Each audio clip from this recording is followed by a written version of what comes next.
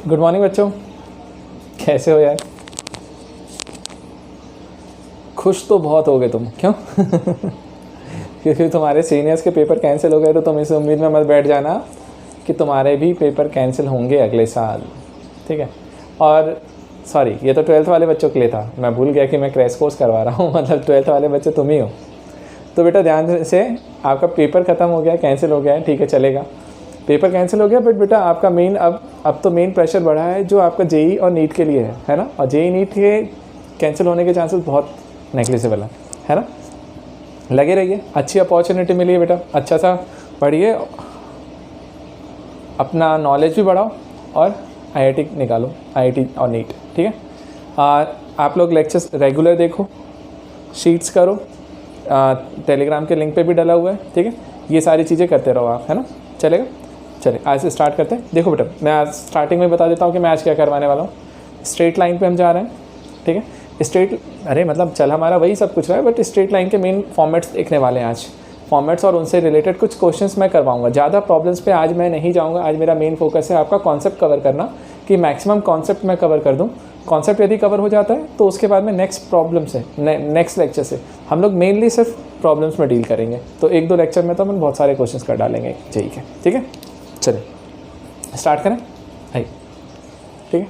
चलो बेटा, हमारा सबसे पहले यहाँ पे जब हम स्ट्रेट लाइन के बारे में बात करने जाते हैं तो आपको सारे इक्वेशन, सारे फंडे क्लियर होने चाहिए। देखो एक है ना, मैंने शिफ्टिंग ऑफ ओरिजिन अभी छोड़ा हुआ है, ठीक है? लास्ट वाली क्लास में मेरे को टाइम नहीं मिला था और मैं आज इसको लाना नहीं चाहता, ठीक?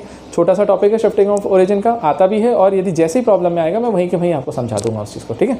अब ध्यान दीजिए बेटा, स्ट्रेट लाइन में सबसे पहले मैं जितने भी फॉर्मेट्स बताने वाला हूँ वो सारे फॉर्मेट्स समझिएगा, इक्वेशंस देखिएगा, है ना? और जो चीज़ क्या इंपॉर्टेंट है कैसे, बस मेरे को फॉलो करो, आपको स्ट्रेट लाइन बनेगा अच्छे से, इज्जत से। देखो क्या बोल रहे हैं, सबसे पहली चीज़ तो ये, क्या जब आप कोऑर्डिनेट एक्सिस में बात करने जाते हो तो कुछ चीज़ें याद रखिएगा कि कभी भी आपके पास प्रॉब्लम्स दिए रहते हैं बेटा, एक्स एक्सिस वाई एक्सिस है, आपके पास एक चीज़ बहुत ज़्यादा यूज़ में आती है, बहुत सारे क्वेश्चंस में आता है कि कोई भी चीज़ है उसको रिलेट कर देता है एक्स एक्सिस से, कभी वाई एक्सिस से। तो आप इक्वेशंस याद रखिए सबसे पहली बात तो भाई। तो इक्वेशन ऑफ एक्स एक्सिस क्या दिया हुआ है, तो मैंने बोला इक्वेशन ऑफ एक्स एक्सिस जो आ रहा है बेटा वो हमारे लिए होता है y = 0। तो y की वैल्यू 0 क्यों है, तो हम ऐसा बोलते हैं कि इस पर जितने भी पॉइंट है 0,0, 1,0, 2,0, 3,0, सब में y ही कोऑर्डिनेट है जो सब में एक जैसा है और उसकी वैल्यू 0 है, तो हमने उसको इक्वेशन बोल दिया। x को नहीं बोला क्योंकि 1, 2, 3, 4 वो तो सबके लिए बदल रहा है, ठीक? ऐसे y वाले की बात करने जाए तो बेटा इसका इक्वेशन यदि लिखना है तो हम इसका इक्वेशन क्या लिखते हैं, x = 0। ये क्या हो गया आपका इक्वेशन ऑफ y एक्सिस। बेटा याद रखिएगा, मैं इसलिए लिख रहा हूँ ताकि आप भूले ना, ठीक है? ये 2 चीज़ें याद रखिए। तीसरी चीज़, अब इसी से रिलेट करते हुए हम यहीं पे जा रहे हैं और हम बात करने जा रहे हैं, याद करिए स्लोप का कॉन्सेप्ट क्या होता था, इंटरसेप्ट का कॉन्सेप्ट क्या होता है, ध्यान से समझ लो। छोटी छोटी बातें बट बहुत काम की है बेटा, आप एक बार इसको करके देखिए, उसके बाद मेरे साथ कल से प्रॉब्लम सॉल्व करना स्टार्ट करना, मज़ा आ जाएगा। मज़ा नहीं आया तो बोल रहा हूँ। देखो ध्यान से, देखें, अरे कुछ बच्चे हैं अपने यहाँ, बताए एक बच्चा कोई है, उसको मैं देखता हूँ हमेशा, वो वीडियोस पे आता है। जो भी होगा वो मुझे नहीं मालूम, बच्चा है बड़ा है जो भी है, एक डिसलाइक मार के ज़रूर जाता है वो। और खैर पूरा पढ़ो तो सही, उसके बाद डिसलाइक करो, कोई दिक्कत नहीं है, 10 करो। कोई दिक्कत नहीं है। चलें देखें ध्यान से, और तुम लोग लाइक नहीं करते। देखें, सुनना ध्यान से। बेटा स्ट्रेट लाइन के बारे में बात करने जा रहे हैं, तो हमने बोला यहाँ पर स्ट्रेट लाइन में कैसे क्या करना है, ध्यान से समझिएगा। मैंने ये बोला यार बेटा मेरे पास एक लाइन दिया हुआ है, ये स्ट्रेट लाइन है मेरे पास, आपसे बोला उसने कि स्लोप निकाल, है ना? तो मैं स्लोप का फंडा बता देता हूँ, ध्यान से समझिएगा। स्लोप क्या होता है, मैं फिजिक्स वाले लेक्चर में बताया था, बट फिर से समझ लीजिए शॉर्ट में बिल्कुल।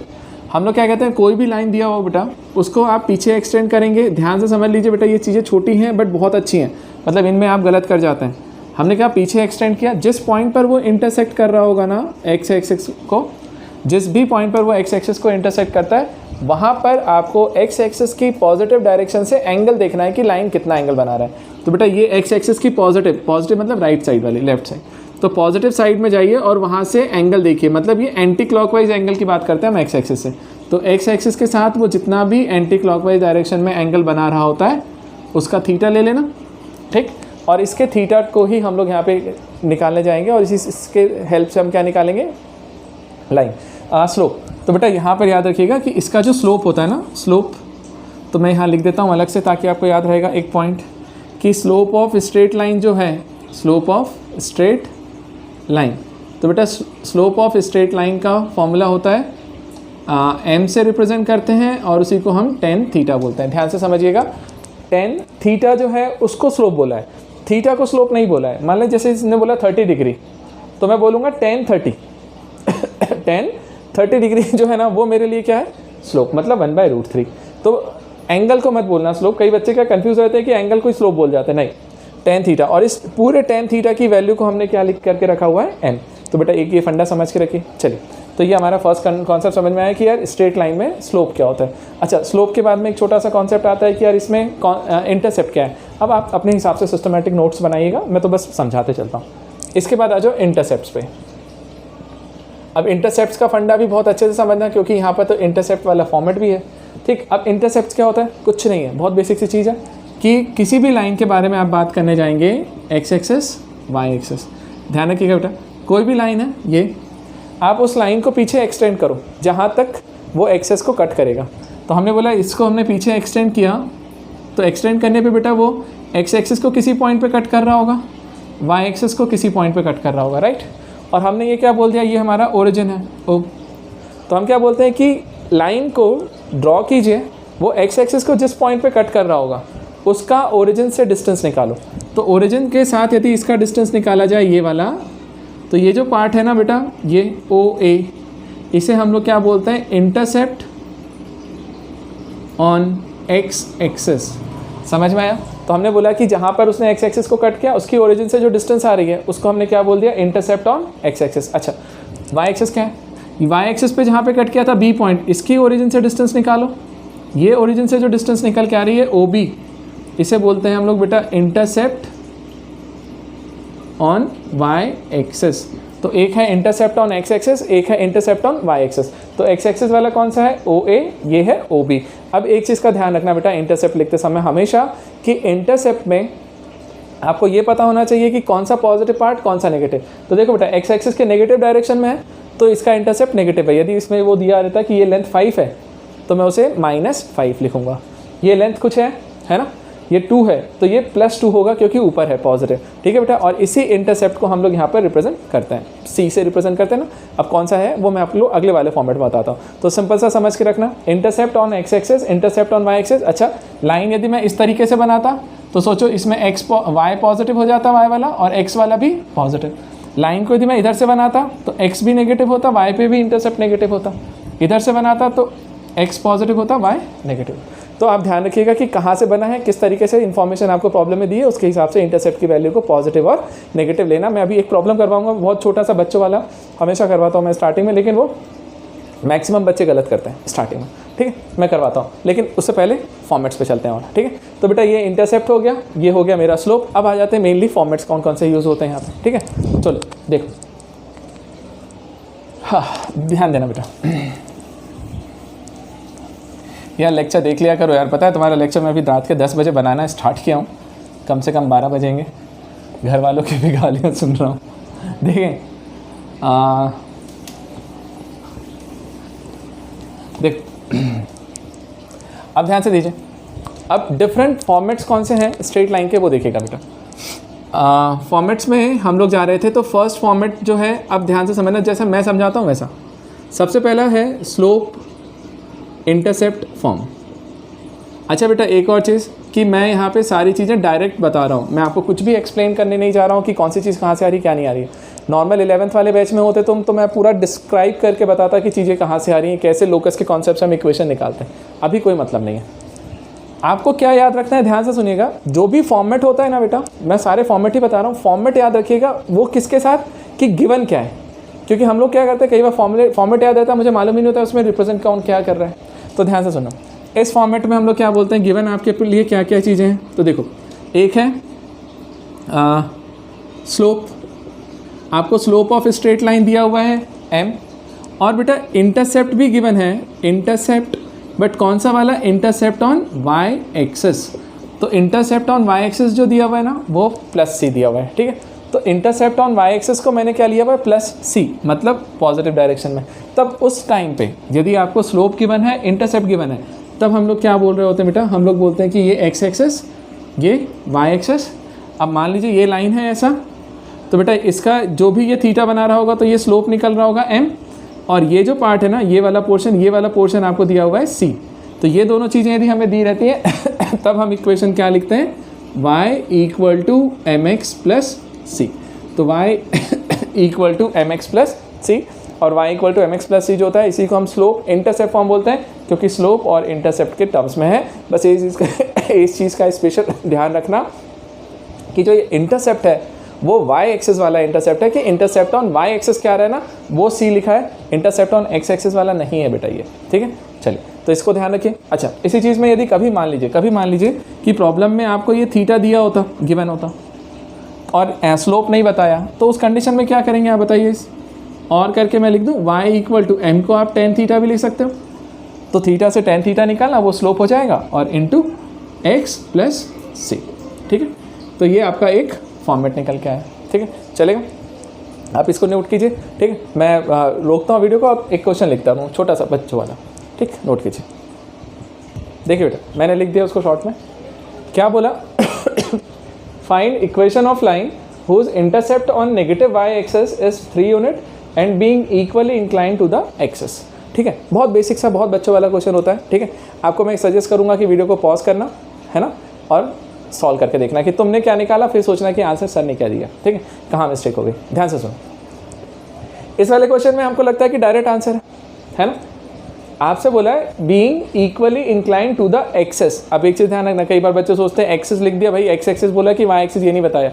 अरे प्लूरल फॉर्म है, एक्सेस मतलब एक्स वाई दोनों की बात हो रही है। तो हमने बोला कि उस लाइन की इक्वेशन बनाओ जो नेगेटिव वाई एक्सिस पे 3 यूनिट का इंटरसेप्ट कट करता है और इक्वली इंक्लाइंड है। तो जरा सोचना एक चीज़, हम ऐसा बनाते हैं, हमने बोला ये एक्स एक्सिस, सॉरी ये एक्स एक्सिस और ये वाई एक्सिस, ठीक। अब एक लाइन आपको बनाना है जो इक्वली इंक्लाइंड है भैया, इक्वली इंक्लाइंड है ना। सोचो तो इक्वली इंक्लाइंड लाइन बनाने वाले हो तो मैं बना दूं यहाँ से एक लाइन ऐसा, ठीक है, मैंने बना दिया। अच्छा, इक्वली इंक्लाइंड का मतलब समझते हैं ना, एक्स एक्सिस वाई एक्सिस से इक्वली इंक्लाइंड, तो एक्स और वाई के बीच में एंगल कितना होता है 90, तो हाफ कर दीजिए, 45 पे लाइन आया होगा। तो देखो यहाँ से जिस पॉइंट पे आया ना, आप ऐसा बना लो ऐसा, ओह हाँ सॉरी, वो नेगेटिव वाई पे नेगेटिव है ना, सुनो अब देखो मैंने गलत कर दिया ना, उसने बोला था वाई पर नेगेटिव इंटरसेप्ट कर रहा है, तो इसमें तो वाई पर नहीं, एक पॉजिटिव इंटरसेप्ट हो गया ना, इसका मतलब लाइन मैंने गलत बनाई। तो देखो कैसे बनाना था, ये लाइन आपको बनानी थी इस तरीके से ऐसे, ठीक। अब ये वाली लाइन यदि मैं यहाँ बनाने जाऊँ तो सोचो ये वाली लाइन हमारे लिए पैरेलल हो गई, तो क्या ये y है तो ये पैरेलल है, तो दोनों पैरेलल लाइंस, तो ये भी y ही हुआ। ये x एक्सिस इनके बीच में इक्वली इंक्लाइंड है, इक्वली इंक्लाइंड लाइन है, मतलब ये वाला एंगल उसने मुझे दे दिया कि भैया 45 डिग्री है, ठीक। और इंटरसेप्ट कितना बोला उसने, ये y एक्सिस का इंटरसेप्ट है, और इस c की वैल्यू कितनी बोल रहा है वो -3 यूनिट। तो मैंने बोला यार ये 3 यूनिट इसका इंटरसेप्ट आ गया यहाँ से, ठीक है, इंटरसेप्ट है। तो मुझे बताओ इक्वेशन क्या लिखेंगे इसका, लिखें, देखिए इस लाइन का इक्वेशन यदि आप लिखने जाओगे तो आप बोलोगे y equal to M x, but m नहीं दिया हुआ है, मुझे थीटा दिया है, ठीक है, थीटा निकाल लें। तो tan थीटा मतलब tan 45x और प्लस c इंटरसेप्ट, तो c इंटरसेप्ट है, तो इंटरसेप्ट की वैल्यू कैसी है, नेगेटिव, क्योंकि नीचे साइड है, तो -3। तो बेटा tan 45 की वैल्यू 1 हो गई, तो इक्वेशन क्या निकल के आया, y equal to x minus 3, और y equal to x minus 3 जो निकला ना, y equal to x minus 3, ये मेरा इक्वेशन निकल के आया किसका, इस लाइन का, ठीक है। चलो अब जैसे एक लाइन की इक्वेशन तो आ गई, अब बच्चा है ना यहीं पे आंसर छोड़ करके चला जाता है, वो गलत करता है, क्यों आप सोचो, उसने आपसे ये बोला था कि नेगेटिव इंटरसेप्ट है और दोनों एक्सेस से इक्वली इंक्लाइंड है, उसने ऐसा थोड़ी बोला था कि पॉजिटिव डायरेक्शन में नेगेटिव डायरेक्शन, मतलब आप एक लाइन मिस कर रहे हो इस कंडीशन में, बताओ क्या, कौन सी यार। एक लाइन ऐसी भी तो बन सकती है ना, सोचना, जो यहीं से जा रही है ऐसा, ठीक है, ऐसा। तो ज़रा सोचो तो, ये भी तो तुम्हारे लिए एक्स एक्सिस ही है नेगेटिव वाला, यहाँ पे यदि मैं लाइन ड्रॉ करने जाऊँ तो ये भी मेरे लिए वाई एक्सिस ही होगा नेगेटिव वाला, है ना। तो देखो ये x है, ये y है, मतलब y पॉजिटिव है, अब देखो इन दोनों के बीच में इक्वली इंक्लाइन लाइन है भैया, तो ये वाला एंगल कितना होगा, तुम बोलोगे 45, क्योंकि इनके बीच में टोटल एंगल बनता है 90। और देखो ये लाइन नीचे गई है तो इंटरसेप्ट भी उसने -3 ही कट किया, मतलब एक लाइन की इक्वेशन ये भी बनती ना भाई। अब इस लाइन की इक्वेशन क्या लिखेगा, तो सुन मेरी बात, यहाँ पे हम लिखेंगे y = tan θx, tan theta, क्योंकि थीटा की टर्म्स में। अब गड़बड़ मत करना बच्चे, यहाँ पे थीटा को 45 ले लेता है, गलत है। हमने अभी बोला था पॉजिटिव एक्स एक्सिस के साथ एंगल, पॉजिटिव एक्स, तो पॉजिटिव एक्स ये वाला होता है एंटी क्लॉकवाइज वाला, ये वाला एंगल तो क्लॉकवाइज है, तो आपको एक्चुअल में ये वाला एंगल लेना है। और टोटल ये 45 है, ये टोटल 180 है, तो ये कितना हो गया होगा 135। तो यहाँ लिखोगे 135x और इंटरसेप्ट तो वही है बेटा -3, ये लिख दिया। और 135 की 10 में वैल्यू कितनी होती है -1, तो -x -3, तो y = -x -3, ये मेरा इक्वेशन निकल के आया, समझ में। तो बेटा आपके दो आंसर्स आए, कौन से, एक आंसर था y = -x -3, एक y = x -3, और दोनों को कंबाइन कर दूँ ना तो मैं ऐसा भी लिख सकता हूँ y = mod x -3। अरे यार एक पे माइनस एक पे प्लस, बाकी सब तो सेम ही है, तो उसको प्लस माइनस मतलब मॉड लगा दे -3। इकलौता एक आंसर लिखना हो तो ये, नहीं तो दो आंसर ये, ठीक है। तो ये हमारा सिंपल सा फॉर्मेट होता था, कौन सा मिला, स्लोप इंटरसेप्ट फॉर्म। क्लियर है बेटा, ठीक है। चलिए इसे नोट कीजिए, मैं इसको रब करता हूँ। अब अगले फॉर्मेट पे आता है, चलिए अगला फॉर्मेट है हमारा 1 पॉइंट फॉर्म, ठीक है। अब 1 पॉइंट फॉर्म आपको पता है, सारी चीज़ें मैं निकालना नहीं सिखाऊंगा। गिवन में क्या होगा, देखो बेटा एक लाइन दिया रहता है, इस लाइन में आपको गिवन होती है यहाँ पे एक तो स्लोप कि यार स्लोप की वैल्यू कितनी है सर m, और वो लाइन जो है वो किसी एक पॉइंट से पास हो रहा है। तो बेटा एक पॉइंट दिया हुआ है x1, y1, तो मान लीजिए वो a पॉइंट से पास हो रहा है x1 y1। अब जब ये दोनों चीज़ें मुझे पता होती है ना कि एक पॉइंट x1 y1 से लाइन पास हो रहा है, स्लोप उसका m है, तब मैं लिखता था इसका इक्वेशन जो है इन 1 पॉइंट फॉर्म में क्या आता था बेटा, y - y1 = mx - x1, y - y1 = mx - x1। तो ये जो सिंपल सा तरीका है ना मेरा, ये किस चीज़ का निकल गया बेटा, y - y1 = mx - x1। इस तरीके से निकाल लो, आपको फॉर्मूला आ जाएगा। बताओ क्या करते थे, कुछ नहीं करते थे, y = mx + c मान लिया लाइन की इक्वेशन को, एक पॉइंट से पास हो रहा है तो वो उसकी इक्वेशन को सेटिस्फाई करेगा, तो y1 = mx1 + c हो जाएगा, दोनों को माइनस कर दो, इक्वेशन आ जाएगा। मत सोचो, सीधे रटो। अब तो रटने का टाइम है बेटा, अब समझने का नहीं है, ठीक है। तो इस चीज़ को y - y1 = mx - x1 मैंने लिख दिया। चलो ये मेरा 1 पॉइंट फॉर्म है। इसी से रिलेट करता हुआ मेरा 2 पॉइंट फॉर्म देखो। अब 2 पॉइंट फॉर्म, अब इससे समझ लेना, इसको मैं समझा देता हूँ एक बार। मैं इक्वेशन लिख रहा हूँ ज़रूर, लेकिन मैं इसको समझाना चाहूँगा। क्या, देखो इसमें गिवन क्या है, सबसे पहली बात थोड़ा सा समझ लीजिए इस चीज़ को शॉर्ट में, क्योंकि हम इसका यूज़ करेंगे बार बार। अब आपको है ना लाइन पे बेटा एक पॉइंट दिया हुआ है x1 y1, और उसी पे एक दूसरा पॉइंट भी दिया हुआ है x2 y2। अब आपको लाइन के ऊपर दोनों पॉइंट्स गिवन है कि लाइन जो है वो दो डिफरेंट पॉइंट्स x1 y1 और x2 y2 से जा रही है। अब स्लोप नहीं दिया हुआ है, और याद रखिएगा बेटा जो प्रॉब्लम में गिवन होता है आंसर भी उसी के टर्म्स में लाना होता है। यहाँ पे दोनों x1 y1 और x2 y2 पॉइंट्स दिए हुए हैं, बट आपको लाइन नहीं दिया हुआ है, स्लोप नहीं दिया है। कैसे निकालें, देखो सिंपल सा तरीका, ये लाइन है, मैंने क्या किया y - y1। सोचो बेटा एक पॉइंट से पास हो रहा है ना x1 y1, मैंने मान लिया उस लाइन की इक्वेशन को क्या, y - y1 = mx - x1, ठीक है। इसको इक्वेशन बोल दें, चलो एक इक्वेशन बोल दो। अब सुनो, ये बोला, अब मैंने बोला कि दिक्कत क्या है कि चलेगा, इक्वेशन तो है, x1 y1 तो दिया हुआ है, बट मैंने जो m लिखा ना एक्चुअल में वो दिया ही नहीं है, बट फिर भी लिख दिया, तो हटाना पड़ेगा। तो दूसरा तरीका है ना, क्या है, वो लाइन हमारा दूसरे पॉइंट x2, y2 से जा रहा है। बेटा ये देखो, ये बहुत ही बेसिक वाला फंडा है जो बहुत यूज़ होता है, तुम लोग को सब पता है कि कोई पॉइंट किसी लाइन से पास हो रहा है या किसी कर्व से पास हो रहा है तो वो उसकी इक्वेशन को सेटिस्फाई करेगा, है ना। ये बहुत बार यूज़ करना, करते रहना। तो x2 y2 को सेटिस्फाई करवाएं। बताओ y के प्लेस पे क्या लिखूँ, y2 - y1 = mx - x1 हो जाएगा। तो x के प्लेस पे क्या हो जाएगा, x2। बेटा देखो x1 y1 ऑलरेडी नंबर से, तो x और y के प्लेस पे हमने वेरिएबल के टर्म्स में रख दिया, x2 y2 सेटिस्फाई करवाया, यहाँ से m निकल के आएगा बेटा y2 - y1 / x2 - x1। अब याद रखना एक चीज़, ये भी आपके लिए एक इम्पॉर्टेंट फॉर्मूला है स्लोप का, कि यदि दो यदि लाइन पे आपको 2 पॉइंट्स पता हो x1 y1 और x2 y2, तब हम उसका स्लोप कैसे निकाल सकते हैं, y2 minus y1 upon x2 minus x1 से। बस अब इसे जा करके इस इक्वेशन में रख दो। इस इक्वेशन में रखोगे आंसर क्या देगा, देखो y minus y1 equal to m के प्लेस पे y2 minus y1 upon x2 minus x1 into x minus x1। ठीक, तो ये मेरे पास क्या आ गया, लाइन की इक्वेशन, सिंपल से, है ना। तो 2 पॉइंट फॉर्म में इक्वेशन क्या होता है बेटा, y minus y1 equal to y2 minus y1 upon x2 minus x1 into x minus x1। ठीक है, अब सुनो, ये इक्वेशन लिखा। अब बात आती है सर इसका यूज़ कहाँ करते हैं, तो ध्यान से सुनना मेरी बात को बहुत ध्यान से सुना करो यार। मतलब मैं ना तुम्हें एक ओवरऑल देखा जाए ना तो पूरे चैप्टर का सार बता रहा होता हूँ कि ऐसा लगाओ तो ऐसी चीज़ों में अच्छे से बन जाएगा। देख, मैं रटाने के कॉन्सेप्ट पे कभी भी नहीं जाता हूँ तुम्हें, मैं हमेशा चाहता हूँ कि होता है ना, बेस पकड़ लो, उसके बाद जो भी चीज़ें आएंगी अटेम्प्ट लगाएंगे। हो सकता है कि हमसे ना बने, बट एक खुशी तो रहेगी कि हमने खुद से करा है, रट के नहीं करना है कुछ। ठीक है, समझना क्या बोल रहा हूँ, ध्यान समझो कि ये 1 पॉइंट फॉर्म बेटा बहुत काम आएगा, इसलिए क्योंकि बहुत सारे क्वेश्चंस होते हैं, मैक्सिमम क्वेश्चंस होते हैं जिसमें स्ट्रेट लाइन के बाकी कंडीशंस भी गिवन होती हैं, बट साथ में एक पॉइंट तो वो दे ही देता है कि यार एक लाइन है, वो एक पॉइंट से जा रहा है, उसके बाद अब किसी के साथ कुछ एंगल बना रहा होगा, किसी के साथ कुछ कर रहा होगा, है ना। तो मैक्सिमम केसेस में ना बेटा एक पॉइंट गिवन होता है। तो यदि एक पॉइंट आपको पता है तो आप सबसे पहले उसे 1 पॉइंट फॉर्म लगा करके इक्वेशन लिख डालो। ठीक है, आपने इक्वेशन लिख डाला, ठीक, उसके बाद जो दूसरी कंडीशन होगी ना उसको अप्लाई करके फिर जो चीज़ लाना होगा ले करके आ जाएंगे। तो ये वाला फॉर्मेट बहुत यूज़ में आता है बेटा, बिल्कुल दिमाग में फिट करके रखिए। ठीक, ये भी फॉर्मेट यूज़ में है। ठीक है, इसका यूज़ बताऊँ कहाँ पे होता है, मैं इसे करवाऊँगा नहीं, आपको बस ऐसे बता रहा हूँ, आप खुद से कर लीजिए बेटा। जैसे ये वाला पॉइंट है ना, एक ट्राइंगल दे दिया, अब वो कई बार ऐसा क्वेश्चन देता है बेसिक वाला, है ना, घुमा फिरा के देगा कुछ भी।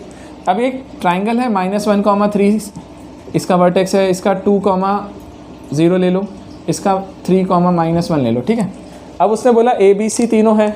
कई बार बेसिक पूछता है ना, यार बता AB की इक्वेशंस क्या होगी, BC की इक्वेशन क्या होगी, या फिर बोलेगा कि इनके बीच का एंगल बता दो। ठीक है, तो सुनो, आप सिंपल सी बात करिए, जब भी इक्वेशंस लिखवाने के लिए पूछेगा, यदि मान लीजिए उसने मुझे पूछा कि AB की इक्वेशन निकालो, अब AB की इक्वेशन मैं कैसे निकालूंगा भाई, बोलो, कुछ नहीं करना है, सिर्फ ऐसा इक्वेशन है उसमें रख दीजिए, एक क्वेश्चन कर, एक साइड में बता देता हूँ, बाकी तुम लिख लेना। क्या अपन ने इक्वेशन लिखा था, ये y माइनस y1, बेटा AB की बात है, इसको x1 y1 बोल दो, इसको x2 y2। तो मैं क्या लिखूंगा, y माइनस y1 कौन है, ये 3, इक्वल टू y2 कौन है, 0, minus y1 upon x2 2, minus x1 -1 into x minus x1, तो -1 है तो माइनस +1। तो बेटा ये हो जाएगा y minus 3 equal to minus और माइनस +3 और 3 कैंसिल, तो माइनस है बचे, तो -x -1। तो इसको उधर लिया बेटा x + y, और ये हो जाएगा -2 इक्वल टू 0। अब ये आपकी साइड की इक्वेशन आ गई। अब जैसे ये साइड की इक्वेशन आई, अब इसमें कोई पूछ ले, कोई इसमें पूछ ले, तो कभी भी है ना इस टाइप से यदि कुछ चीज़ें आती हैं तो वहाँ पे जाकर के 2 पॉइंट फॉर्म लगा लो, है ना, चलेगा। ठीक, अभी मैंने बताया है। देखो बेटा, मैं कल से मेनली प्रॉब्लम्स पे आऊँगा। जब मैं प्रॉब्लम्स पे आऊँगा तो मैं हर जगह पे कोई भी फॉर्मेट लगाऊंगा जैसा लगाना है, तो इसलिए मैं आज सारे फॉर्मेट कवर कर रहा हूँ, इसलिए मैं ज़्यादा क्वेश्चंस पे नहीं जा रहा हूँ, अभी सिर्फ पैटर्न पे जा रहा हूँ, पैटर्न बता रहा हूँ, उससे रिलेटेड कुछ अच्छा क्वेश्चन याद आता है तो करवा देता हूँ आपको। ठीक है, चले अगला देखिए। अगला पैटर्न है हमारा, ये दोनों के 2 पॉइंट फॉर्म होने के बाद अब हम 3 पॉइंट फॉर्म नहीं होता, इसमें इंटरसेप्ट फॉर्म है। अपन चलते हैं इंटरसेप्ट फॉर्म पे। अब इंटरसेप्ट फॉर्म में क्या गिवन होगा, तो क्या करना है ध्यान से देखिए। प्रभु बेटा, इंटरसेप्ट फॉर्म के बारे में हम लोग बात कर रहे हैं, इंटरसेप्ट। अब इसमें गिवन क्या है ये ध्यान से समझो। इसमें गिवन ये है कि एक लाइन है, ये x एक्सिस, ये y एक्सिस से जा रही है।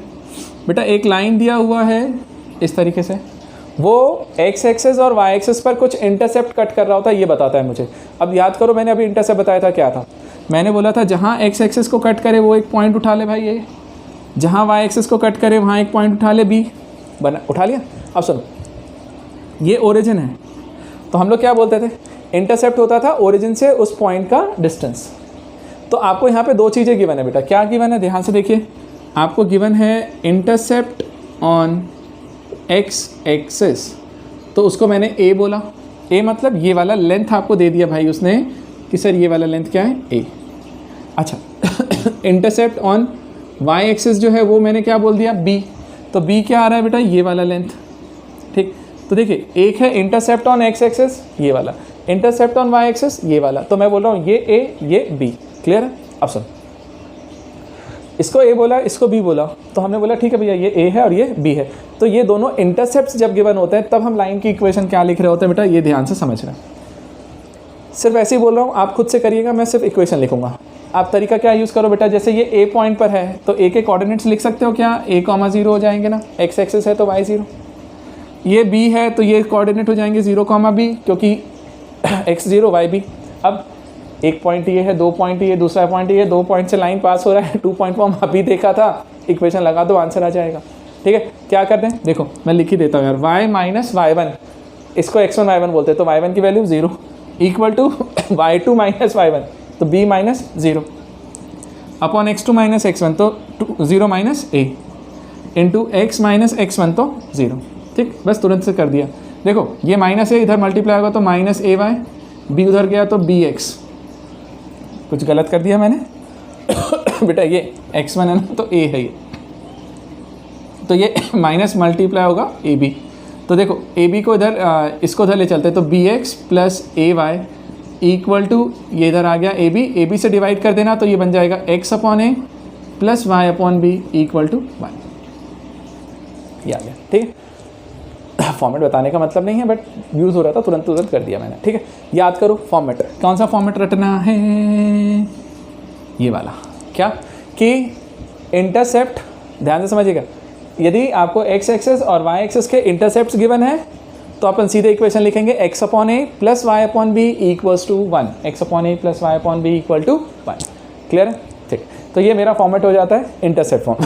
अब बता रहा हूँ, ये फॉर्मेट एक इम्पॉर्टेंट फॉर्मेट में काउंट करो, जेई पे क्वेश्चंस आते रहते हैं, जेई में इसके से रिलेटेड क्वेश्चंस आपको मिलेंगे। अब मैं बताऊं, ये फॉर्मेट लिखने का बेनिफिट बहुत अच्छा है, क्या मालूम, कि यदि तुमने इस इक्वेशन को लिख दिया, जैसे सोचो मैंने कभी बोला x/3 plus y/4 equal to 1, तो ये 3 क्या बता रहा होता, पता है कि x एक्सिस पे 3 डिस्टेंस पे कट किया, तो इसका मतलब है कि एक पॉइंट कौन होगा, 3,0।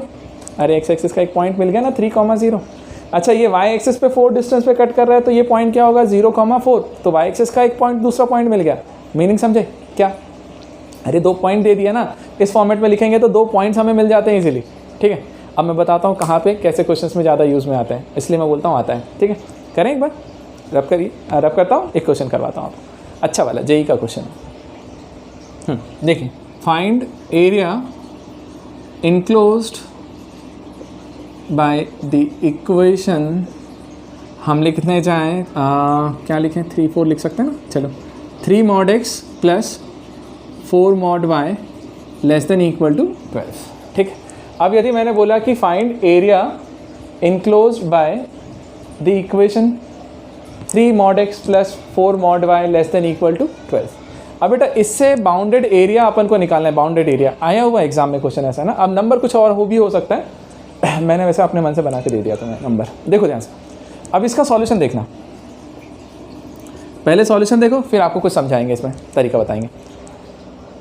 क्या करना है, कभी भी जैसे मॉड में दिया आपसे एरिया पूछा उसने, मतलब कुछ ना कुछ ज्योमेट्री बन रही होगी, ट्राइंगल बन रहा होगा, स्क्वायर बन रहा होगा, पैरेललोग्राम बन रहा होगा, जो भी बन रहा होगा। कौन, हमने क्या दिमाग लगाया, ध्यान से सोचिए।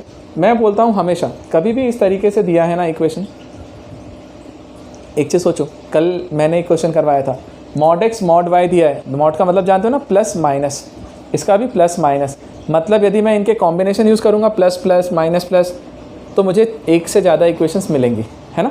तो मैं बनाता हूँ उसी तरीके से सोचता हूँ। देखो ध्यान से, सबसे पहले काम क्या करो, इसको इंटरसेप्ट फॉर्म में बदलो। इंटरसेप्ट फॉर्म में बदलने का तरीका क्या है, 12 से डिवाइड किया, डिवाइड करना तो जरा क्या आएगा बेटा, mod x बाय 4 हो जाएगा, प्लस mod y बाय 3 हो जाएगा, और लेस देन इक्वल टू कितना हो जाएगा, 1। तो mod x by 4 plus mod y by 3 less than equal to 1। आपको लेस देन इक्वल टू का भी मैंने इफेक्ट डाल दिया है। अब कैसे समझा रहा हूँ, ध्यान से समझ लेना, एक अच्छा सा क्वेश्चन है, बाद में तो आपको ओरली करवा दूंगा इसको। देखो ध्यान से, mod x by 4 plus mod y by 3 less than equal to 1। अब बात आई सर इसको बनाना है तो इक्वेशंस कौन कौन से यूज़ करें अपन। देखो हमने यहाँ पे बनाया x एक्सिस y एक्सिस। अब ध्यान से, पहली लाइन लो, मैं आपको हमेशा सजेस्ट करूँगा बेटा ऐसे केसेस में क्या करिए, आप क्वाड्रेंट के हिसाब से चलो। यार मॉड का मतलब प्लस माइनस होता है ना, तो प्लस माइनस डिसाइड करो। पहले क्वाड्रेंट में सब पॉजिटिव होता है, एक्स भी पॉजिटिव वाई भी पॉजिटिव, तो मैंने प्लस प्लस का पेयर लिया तो एक इक्वेशन बनाया, ऊपर से प्लस लिया तो ये हो जाएगा x/4, ये भी प्लस लिया तो y/4 y/3, और ये आ गया लेस देन इक्वल टू 1। बेटा लेस देन जरूर हमने बोला है, बट पहले ग्राफ प्लॉट करते समय आप इक्वल टू में करो, बाद में सोचेंगे कि लेस देन का मीनिंग क्या है। अब सुनो, x/4 plus y/3 equal to 1, कौन सी लाइन होगी बता भाई, कौन सी? यार इंटरसेप्ट फॉर्म है, x पे 4 इंटरसेप्ट, y पे 3, तो x में यहाँ 4 होगा पॉजिटिव वाला और y पे 3, तो ये 4 डिस्टेंस और 3, तो मैंने एक लाइन यहाँ से ड्रॉ कर दिया इस तरीके से, और मैंने बोला ये मेरी फर्स्ट लाइन है। मैं ऐसा सिंपल लिखता हूँ बेटा, आप इक्वेशन लिख सकते हैं, ठीक। तो फर्स्ट लाइन मेरी हो गई x/4 y/3, और ये ऐसा, तो x पे 4 y पे 3 ना। तो बताओ मुझे एक चीज़, x पे यदि 4 है तो ये वाला जो पॉइंट है ये कौन सा पॉइंट हो जाएगा, 4,0 आ गया। y पे 3 है तो मैं बना ही देता हूँ ना भाई, ये भी 3 है ये 4 है, तो ये पॉइंट क्या हो रहा होगा b, 0,3, ये आ गया। चलो ये मैंने फर्स्ट लाइन बनाई। सेकंड लाइन पे आऊँ, सेकंड लाइन कौन सी बनेगी, सेकंड क्वाड्रेंट भैया। सेकंड क्वाड्रेंट में x नेगेटिव y पॉजिटिव। अब x नेगेटिव y पॉजिटिव ना, देख इसको मैं नेगेटिव लेता हूँ तो -x/4 प्लस y को पॉजिटिव लिया तो y/3 less than equal to 1। But मैं क्या बोल रहा हूँ मालूम, इस माइनस को मैं ऐसा भी तो लिख सकता हूँ ना नीचे ले जाके, क्या दिक्कत है, चलेगा, बात तो एक ही है। क्या बताया, x पे नेगेटिव में -4, तो 4 डिस्टेंस वहाँ गए थे, अभी भी 4 इधर ही आना है, बट यहाँ पे कहाँ जाना है, माइनस में, ठीक है। तो एक पॉइंट मिला C, ठीक है। तो इसके कोऑर्डिनेट बताओगे, -4,0। अच्छा ये आ रहा है y पे 3, y पे 3 का कोऑर्डिनेट है पॉजिटिव वाला इंटरसेप्ट, ये रहा। तो लाइन कौन सी होगी, इन दोनों को ज्वाइन करते हुए जो लाइन हमने बनाई वो ये वाली लाइन है, तो इसको इक्वेशन नंबर 2 बोल दिया, सेकेंड लाइन, ठीक। थर्ड लाइन पे आओ, थर्ड एक्सेस है, थर्ड वाला, थर्ड में x भी नेगेटिव y भी नेगेटिव, तो मैं बोलता हूँ कि -x/3 4 plus -y/3 less than equal to 1। But मैं बोलता हूँ माइनस यहाँ मत लिख भाई, इसको माइनस यहाँ लिख ले, इसका माइनस यहाँ लिख ले, चलेगा। अब सर जब मैंने इन दोनों को भी नेगेट कर दिया, अब बताओ मुझे x पे एक कोऑर्डिनेट क्या आ रहा है, -4,0, y पे आ रहा है -3 नीचे मिलेगा यहाँ, ये वाला 3, तो मैंने -0,-3 इसका कोऑर्डिनेट हो गया C, है ना, A B C, और इसको D लिख लीजिए, ठीक बेटा। अब सुनिए ध्यान से, ये D हो गया 0,-3। अब सुनो कौन सा पॉइंट लेना था, -4 और -3 वाला, तो एक तो यही है और एक ये है, इन दोनों को ज्वाइन करते हुए आप यहाँ से एक लाइन और बना दो, ठीक। इसको इक्वेशन नंबर 3 बोल दीजिए, आ गया।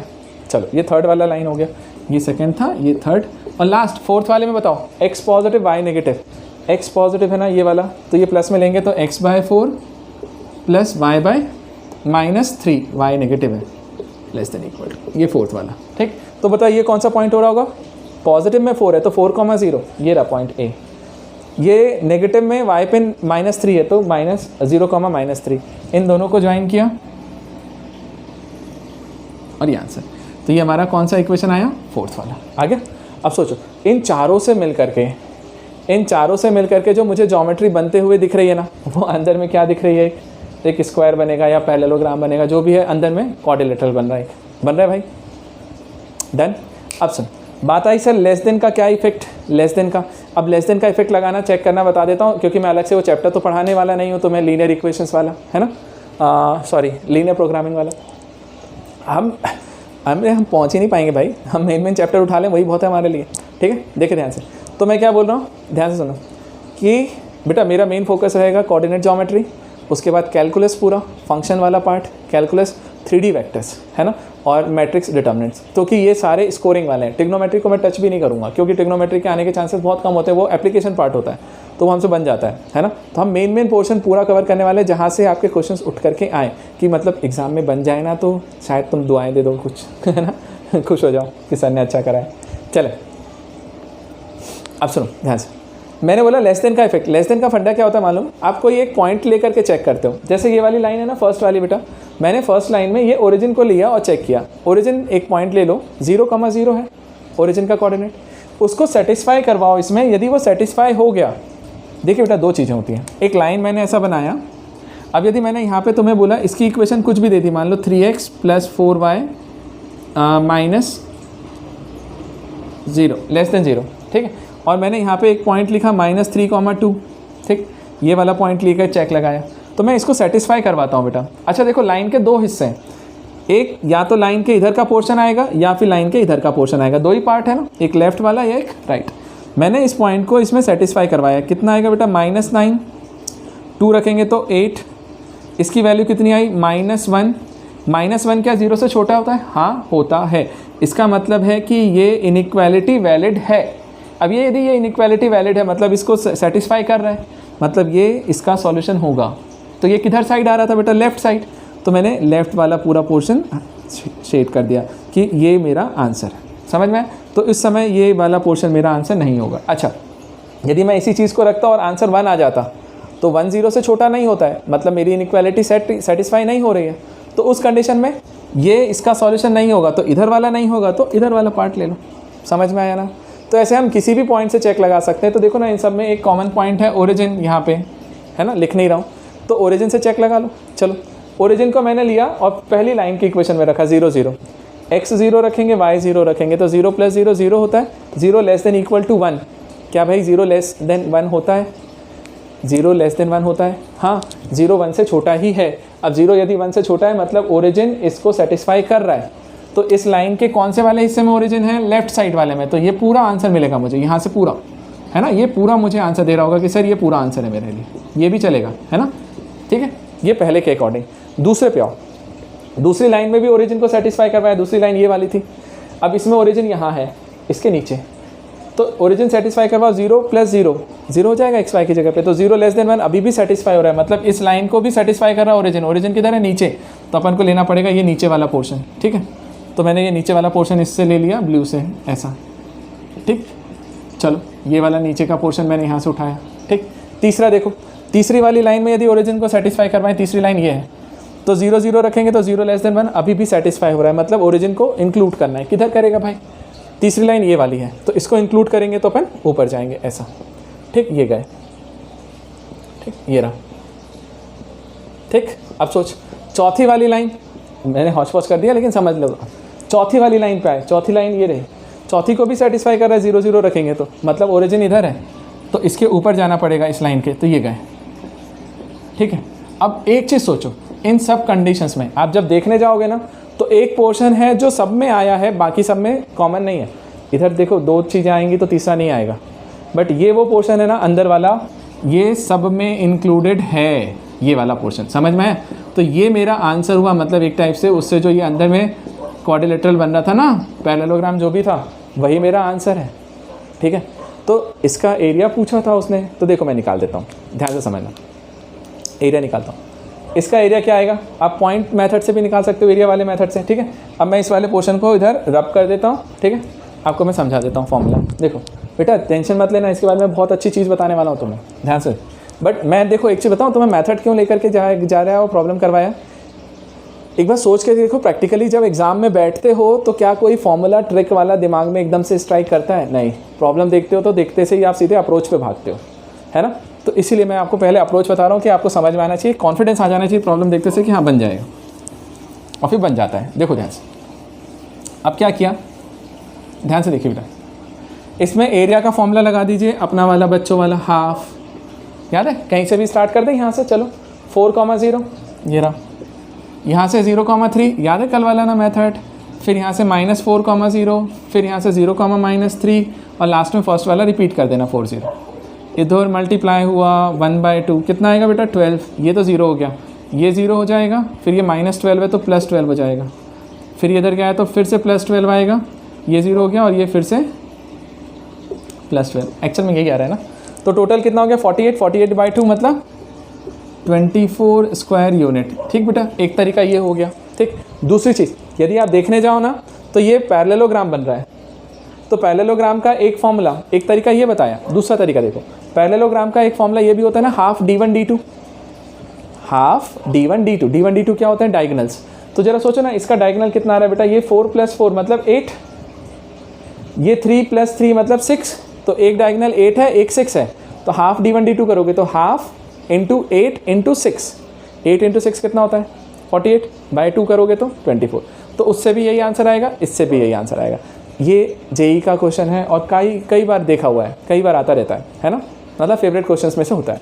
ठीक, अब मैंने आपको ये तरीका बता दिया पूरा, अब मेरे तरीके पे आओ। अब मैं बताता हूँ आपको वो चीज़ जिससे आप इसको देखते से क्वेश्चन सॉल्व कर दोगे। ध्यान से समझना, ध्यान से समझना। मैं एक फॉर्मूला लिख रहा हूँ, बिल्कुल रट लो अब इसको। अच्छा बेटा, वो जो फॉर्मूला मैं लिख रहा हूँ ना, वो स्टैंडर्ड फॉर्म को सॉल्व करने के बाद मिलता है। ठीक है, तो मैं अब सॉल्व नहीं करवाऊँगा, टाइम नहीं लूँगा। देखो अब क्या करना है, ध्यान से समझिएगा। कभी भी आपसे पास क्वेश्चन आए ना, कैसा वाला कि एरिया, बिल्कुल शॉर्ट ट्रिक है, याद रखिएगा।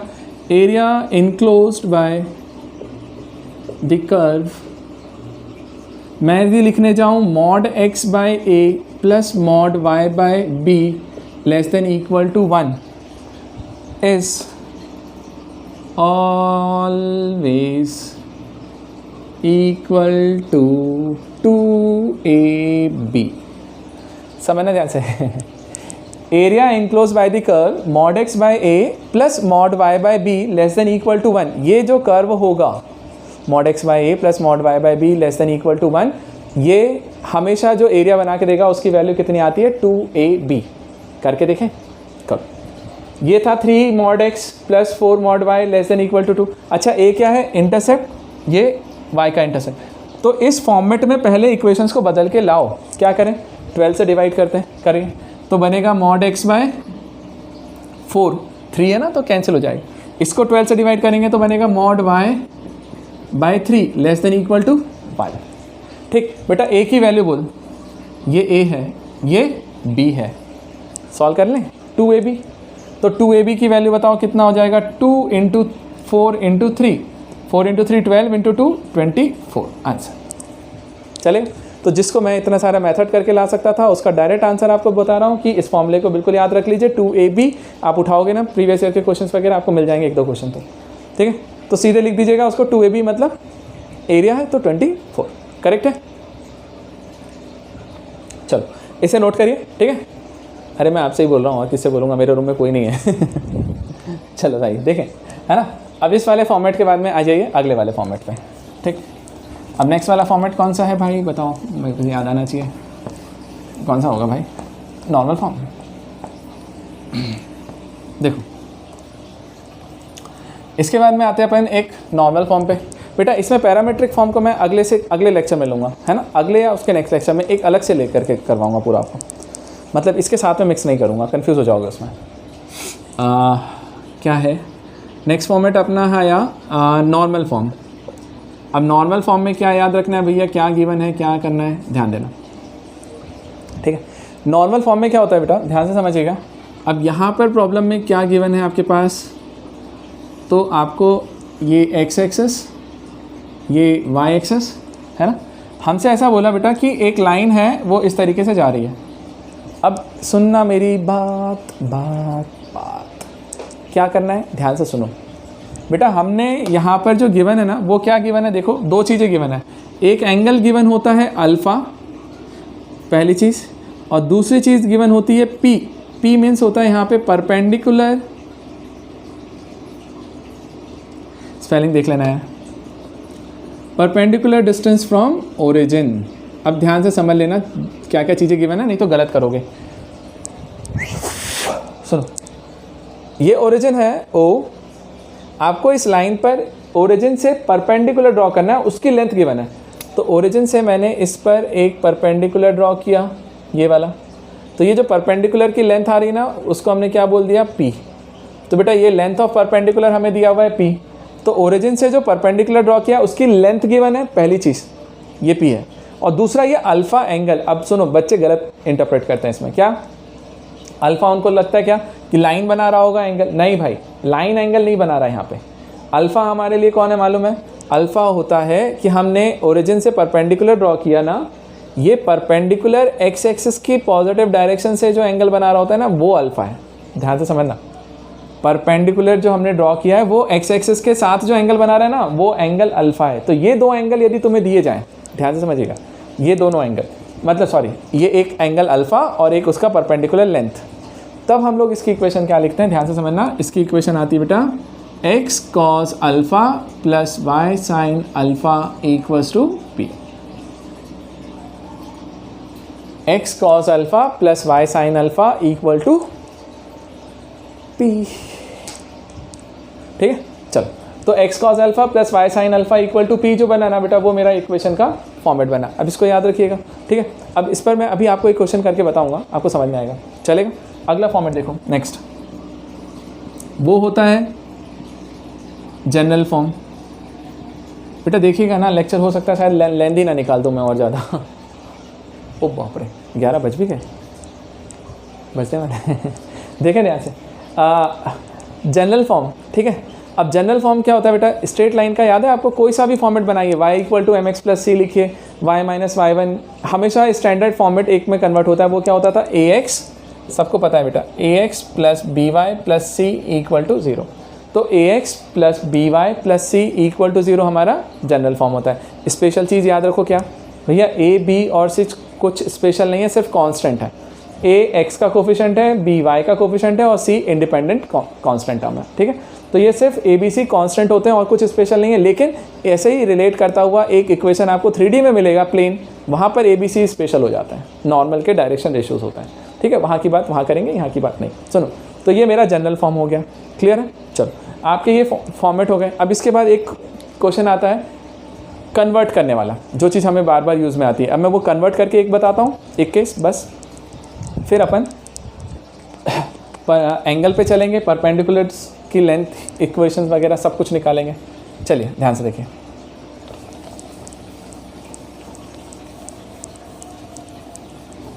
बेटा एक प्रॉब्लम लेता हूँ और उसी को मैं कन्वर्ट करके देता हूँ, ठीक है।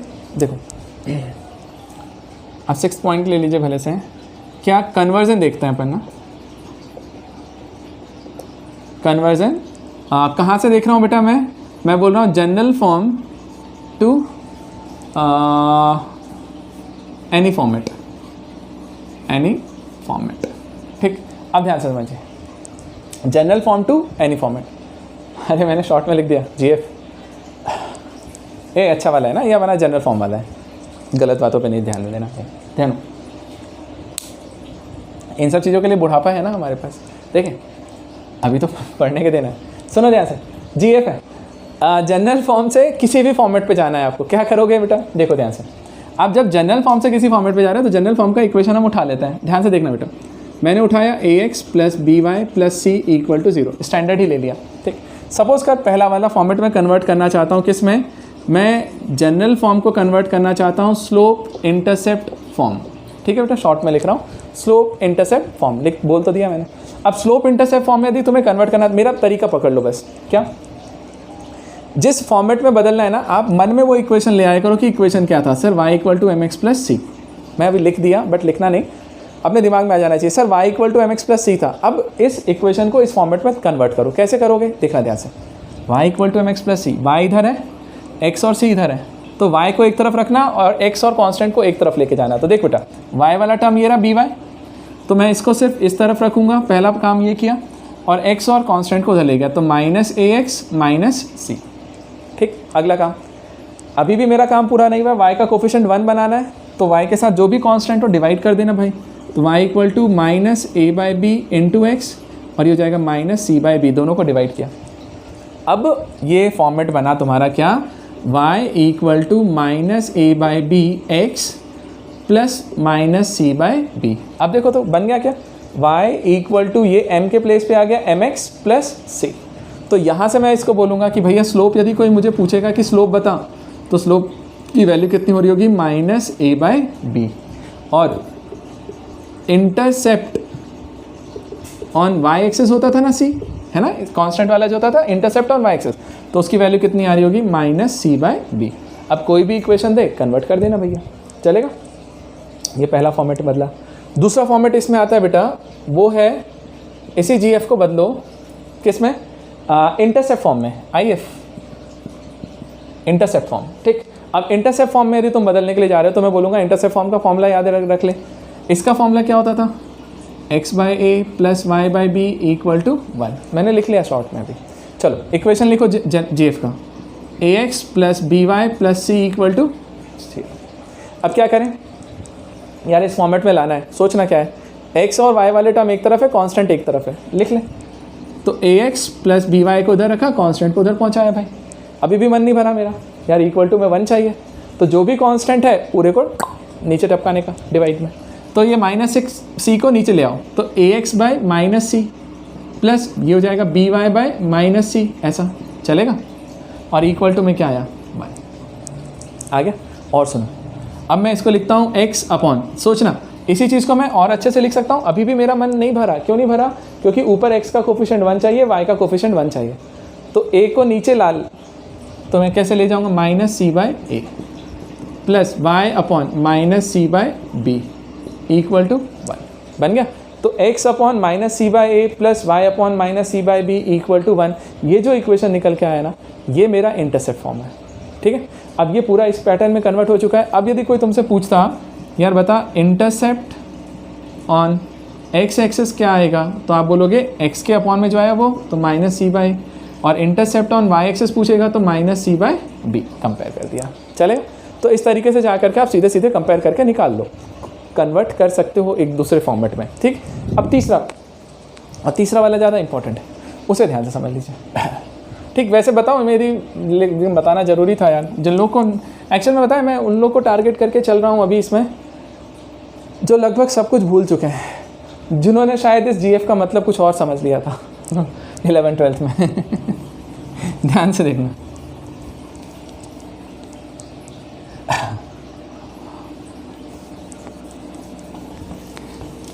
चले यार, देर से समझे बट समझ तो गए। अब चलो आओ, अब नेक्स्ट कन्वर्जन में बता रहा हूँ, ध्यान से समझना। वो अच्छा है, वो है हमारा जनरल फॉर्म से जीएफ से जाना है अपन को किस में, नॉर्मल फॉर्म में, एनएफ। अब सुनो, नॉर्मल फॉर्म में जा रहे हो तो क्या करोगे, फॉर्मूला लिख, x cos alpha plus y sine alpha equal to p. यही होता था ना पैटर्न मेरा, यही है। अब इस फॉर्मेट को ध्यान से समझना कन्वर्ट करते समय। कभी प्रॉब्लम आ जाता है, घुमा फिरा के देते हैं, पूछ लेते हैं कई बार। देखो ध्यान से, A X plus B Y plus C equal to 0। अब ध्यान से सुनना मेरी बात। अब तुम्हें इसमें एक चीज़ दिखेगा, सर एक्स और वाई वाला टर्म एक तरफ, कांस्टेंट एक तरफ, तो एक्स वाई को इधर रख, कांस्टेंट को उधर ले जा, ले चलते हैं। अब मीनिंग समझना, एक दिक्कत है यार, ये जो पी था ना वो स्पेशल था, perpendicular distance from origin, origin से परपेंडिकुलर डिस्टेंस था। परपेंडिकुलर डिस्टेंस नेगेटिव हो सकता है क्या, नहीं सर, परपेंडिकुलर डिस्टेंस नेगेटिव नहीं होगा, वो पॉजिटिव बना के रखना है हमेशा उसको, तो पी हमेशा पॉजिटिव बनाना है। और सोचो एक चीज़, एक्स वाला टर्म अल्फ़ा कॉज अल्फ़ा दे रहा होगा, वाई वाला टर्म साइन अल्फ़ा, तो ये कांस्टेंट वाला टर्म ही तो देगा ना पी। सोचो ना, ये एक्स कहीं ना कहीं कॉज अल्फ़ा में बदलेगा, ये वाला टर्म कहीं ना कहीं साइन में बदलेगा, तो पी कौन बना के दे रहा होगा, सी। तो मैं बोलता हूँ क्योंकि मेरा पी पॉजिटिव है तो मुझे सी को भी पॉजिटिव रखना है, सी को भी पॉजिटिव रखना है। तो चलो मैंने रखा, तो कैसे रख सकते हैं, देखो अब दिमाग लगाना। यदि यहाँ पे +5 लिखा है तो 5 को इधर ही रहने देना, बाकी दोनों को उधर ले जाना। और यदि इधर -5 लिखा है तो इसको डायरेक्ट उधर ले जाना, मतलब एक्स वाई को एक तरफ रखना है, कांस्टेंट को एक तरफ, लेकिन पॉजिटिव बना के। तो देख मैं इन दोनों को उधर ले गया, तो मैंने लिखा -ax minus B Y equal to C. चल जाएगा, लिख दिया ना।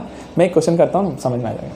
-ax minus B Y equal to C, C को पॉजिटिव बनाया। अब सुनो, अब अपन को क्या करना होता है, √(a² + b²। अब बेटा ये क्या है, यहाँ से देख सकते हो, x का कोफिशिएंट a, y का कोफिशिएंट b, तो √(a² + b²। अब ये भी याद रखिए क्योंकि मैं समझा नहीं सकता, है ना, नॉर्मल बैच में होते तो आप समझाता।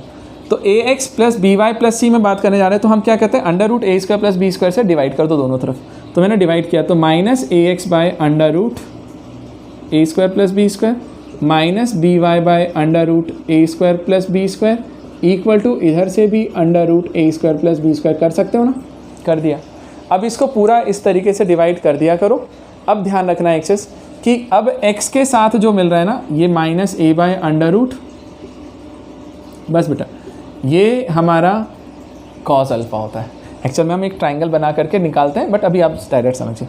इस पूरे को मैंने क्या बोला, cos अल्फ़ा प्लस इसके साथ जो आ रहा है -b/√(a² + b², ये हो गया sin अल्फ़ा इक्वल टू ये जो चीज़ आ रही है ये आई तुम्हारे लिए पी। तो देखो यहाँ से कोई पूछे कि कॉज अल्फा की वैल्यू बता, तो मैं कॉज अल्फा क्या लिखूंगा, -a/√, ठीक, एक्स का कोफिशिएंट। साइन अल्फा कौन होगा, -b/√, a² + b², और ये p है तो p की वैल्यू c/√, a² + b²।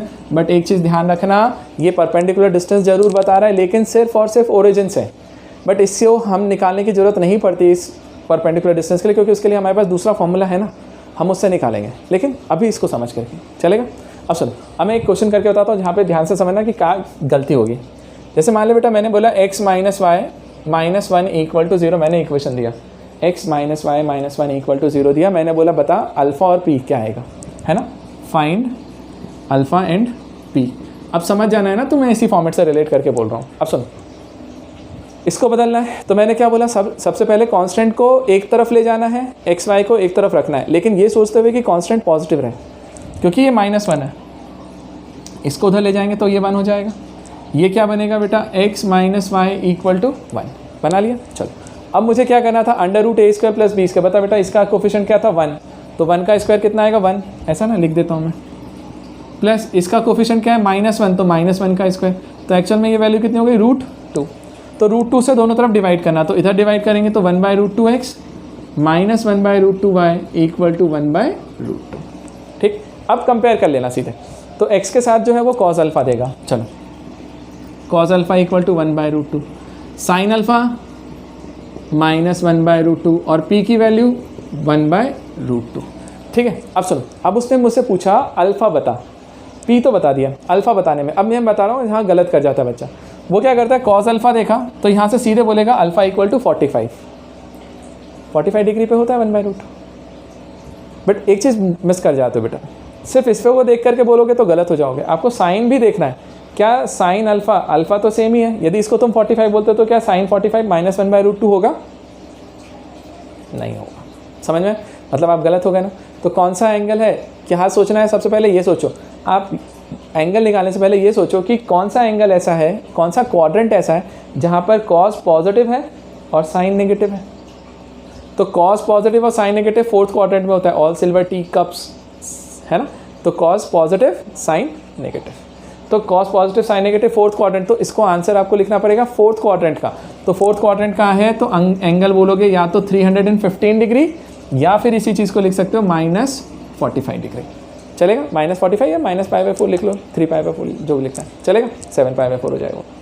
आ गया, समझ में आ गया तुम्हें, बस इतना काफ़ी है, ठीक है। तो अल्फ़ा को हम ऐसे लिख सकते हैं ना, नहीं लगे तो एक बार वीडियो को फिर से बैक करो और फिर से देखो, तुम्हें समझ में आ जाएगा। चलें, इसे नोट कीजिए। अगला फॉर्मेट बताते हैं झटाझट, देखिए तो अगला फॉर्मेट है हमारा एंगल के लिए। चलिए बेटा, एंगल बिटवीन 2 स्ट्रेट लाइन, ठीक। अब मैं इसमें ना 1-2 कॉन्सेप्ट और बताऊंगा, लेकिन प्रॉब्लम्स के साथ नेक्स्ट क्लास में। बेटा कभी भी लाइन दिया हुआ है, आपको क्या गिवन है, आपको एक लाइन ये दिया हुआ है, दूसरा लाइन ये दिया हुआ है, मतलब एक लाइन की इक्वेशन है y = m1x + cy, दूसरे लाइन की इक्वेशन है y = m2x + c2। अब यदि दोनों लाइन की इक्वेशंस दी हुई है और आपसे पूछा कि उनके बीच का एंगल बताओ, मतलब ये वाला एंगल, ठीक है। तो यदि दोनों लाइन की इक्वेशंस गिवन है, ध्यान से रखना क्या क्या चीज़ें गिवन है, दोनों लाइन की इक्वेशंस पता हो या फिर दोनों के स्लोप पता हो, है ना, इनडायरेक्टली। तो मैंने बोला या तो m1 m2 पता हो या फिर लाइन पता हो। देखो लाइन पता होगा तो भी हम स्लोप निकाल लेंगे, और यदि डायरेक्टली पता है कि इसका स्लोप m1 है और इसका m2 है, तो थीटा की वैल्यू क्या होती थी, याद रखना, आपने पढ़ के रखा है कि एंगल जो निकलता है ना between 2 lines, tan theta, formula होता था बेटा m1 - m2/1 + m1 m2, याद है। और इस पूरे को मॉड में, अच्छा ये मेरे एंगल का फॉर्मूला होता है फर्स्ट, क्या कि दो लाइंस के बीच में, जो दो लाइन की इक्वेशंस यदि मुझे दी हुई हैं तो उनके बीच में एंगल कैसे निकालता हूँ, tan theta = mod m1 - m2/1 + m1 m2, मैंने निकाल दिया। अब सुनो, मैं डायरेक्ट लिख रहा हूँ, अभी समझा नहीं रहा हूँ कि कहाँ से आया। अब इस मॉड में लोग घूम जाते हैं बच्चे, अब उस चीज़ को मैं क्लियर कर देता हूँ, अभी समझना। बेटा मॉड का मतलब ये होता है कि ये कभी नेगेटिव आंसर नहीं देगा। सपोज करो इन सबको सॉल्व किया, -5 आया, तो -5 भी आएगा तो वो मॉड में लगेगा तो +5 ही होगा ना। तो मॉड लगाने का मतलब है कि मैं tan थीटा को हमेशा पॉजिटिव बोल रहा हूँ, समझना मेरी बात। तो यदि मान लीजिए मैंने बोला -1/√3 था, मॉड लगाया तो +1/√3, टेन थीटा की वैल्यू +1/√3 कब होती है? 30 डिग्री पे, है ना। तो मैंने बोला थीटा की वैल्यू सर कितनी हो रही है? 30। तो सुनो मेरी बात, अब एक चीज़ नोटिस करो, ये जो दोनों लाइन है ना, इनके बीच में 2 एंगल बन रहे हैं। एक एंगल ये भी तो बन रहा है, ये भी तो इन्हीं दोनों लाइन के बीच का है और ये भी इन्हीं दोनों लाइन के बीच का है।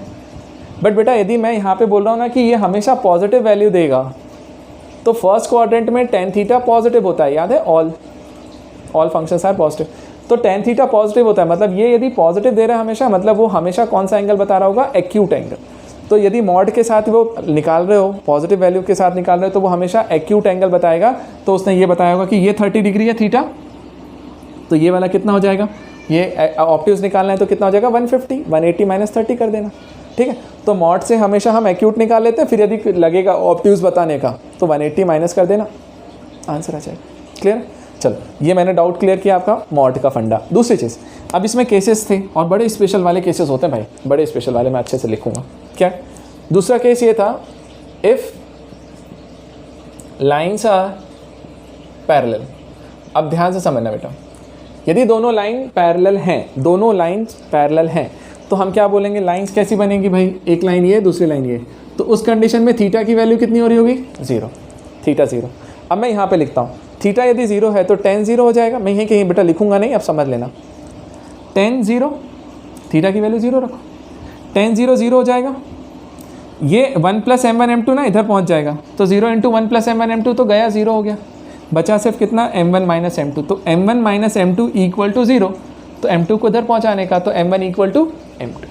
तो हमने बोला m1 = m2, ये मेरे कंडीशन निकल के आई कि दो लाइंस यदि पैरेलल हैं। बेटा बहुत काम के फंडे हैं ये वाले, जो बहुत यूज़ में आते हैं, ध्यान से समझ के रखिए कि दो लाइंस यदि पैरेलल है, यदि कोई बोलता है कि एक लाइन दूसरे लाइन के पैरेलल दिया हुआ है, तो जो पहले का स्लोप होगा वही दूसरे का भी होगा, तो आप उसके स्लोप का डायरेक्ट यूज़ कर सकते हो।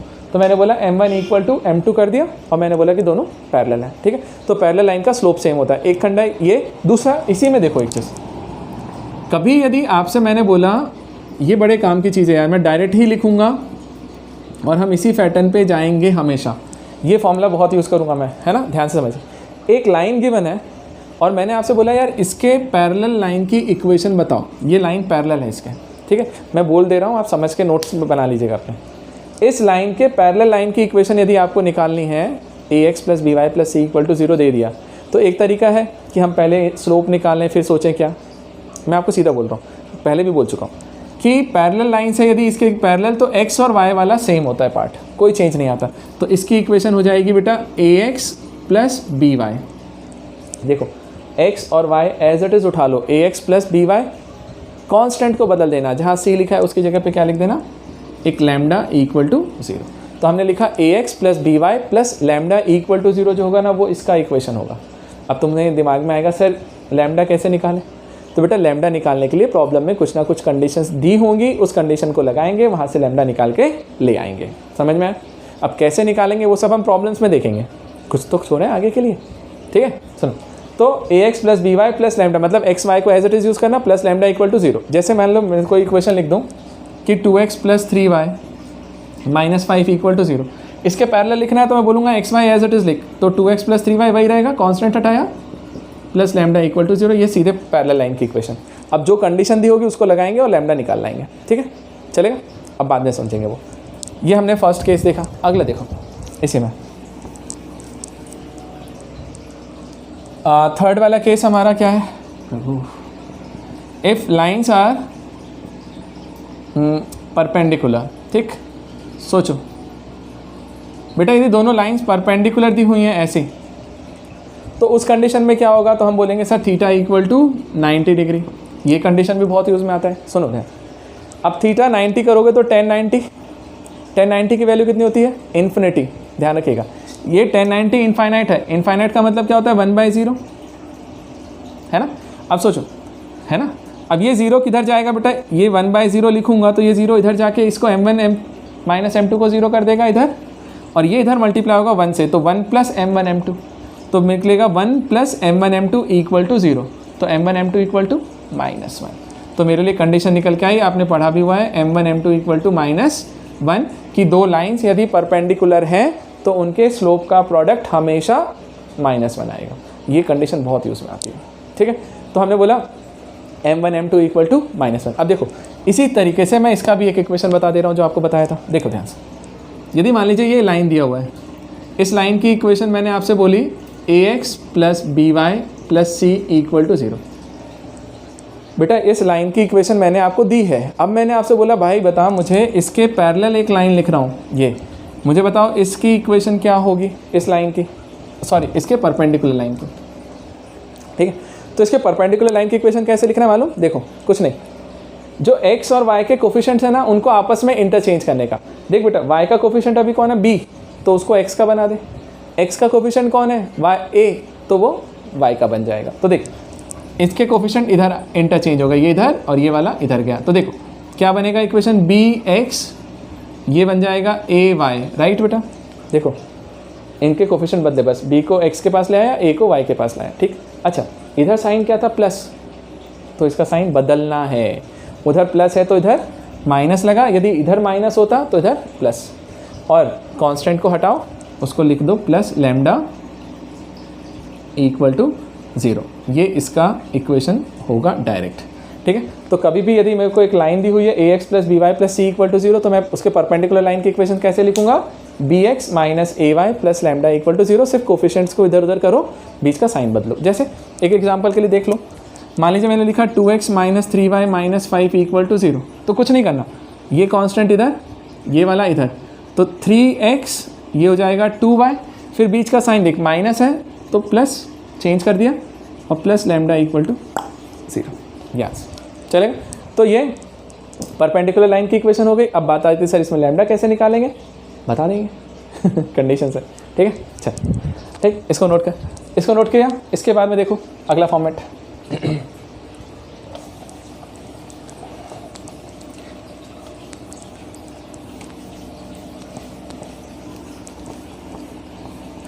बताओ रिकॉर्ड रात में कर रहा हूँ गुड मॉर्निंग मैंने तुम्हें पहले ही बोल दिया था क्योंकि मैं लेक्चर को सुबह अपलोड करूँगा ना, इसलिए। देखें आइए सुनो, अगला है ध्यान से देखना। मान लीजिए अब ये परपेंडिकुलर लेंथ का फॉर्मूला देखो,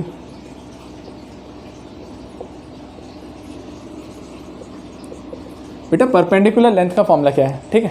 अब ध्यान से देखना क्या क्या गिवन है, क्या निकालना है, ध्यान से समझो। ये लाइन दिया हुआ है, ठीक है। अब सुनो, लाइन की इक्वेशन है ax + by + c equal to 0। एक पॉइंट दिया यहाँ पे P, इसके कोऑर्डिनेट मैंने लिखे x1, y1।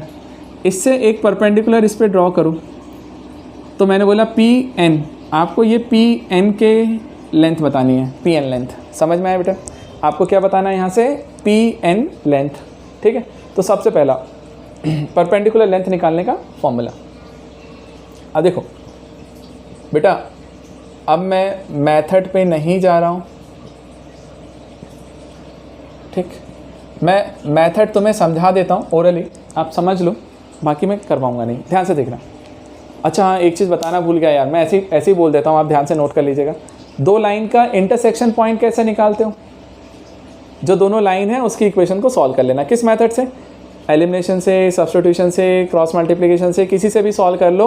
सॉल्व करके जो x और y निकलते हैं ना, वो उनका कट पॉइंट होता है, इंटरसेक्शन पॉइंट, है ना, निकलता है ना, बस। अब देखो यहाँ पे भी क्या करना, बताओ तरीका। जैसे देखो मैं एक क्वेश्चन लेता हूँ, सिंपल सा एक बताना चाहूँगा मैं भी। देखो ध्यान से बेटा, एक लाइन दिया मैंने 2x - 3y + 4 इक्वल टू 0, ठीक। मैंने बोला इस पर एक परपेंडिकुलर ड्रॉ कर बेटा 0, -3 से, P पॉइंट है, ठीक है।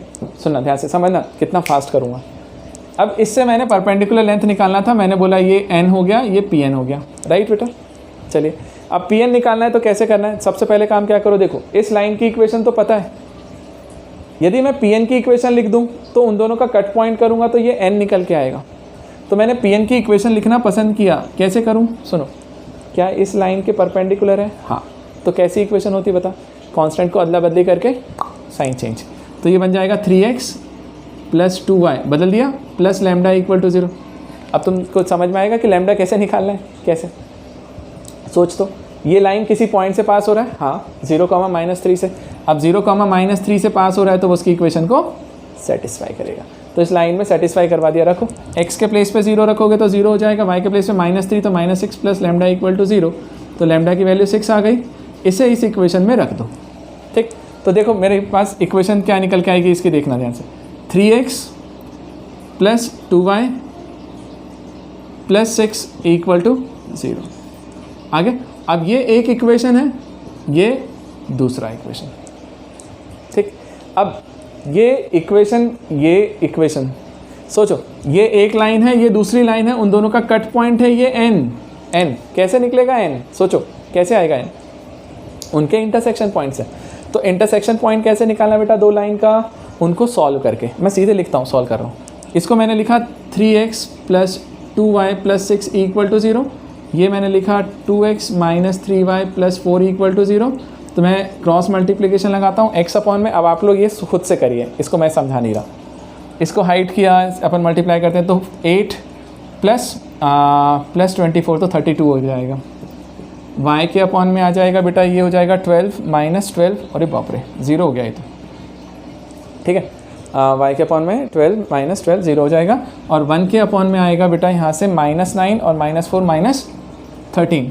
ठीक, तो ज़रा सोचो x को सॉल्व करोगे तो x की वैल्यू आ रही होगी, x को इससे कंपेयर करना तो ये आएगा -32/13 और y आ रहा होगा 0 इधर से। ठीक, ये मेरा पॉइंट आ गया। ठीक है बेटा, ये मेरा पॉइंट आया। देखो इसको मैं क्रॉस चेक भी करवाऊंगा अभी। ठीक है, ध्यान रखिएगा। यहाँ से n का पॉइंट क्या निकल के आया, मैं यहाँ लिख देता हूँ। n का पॉइंट क्या आया बेटा, -32/13, 0।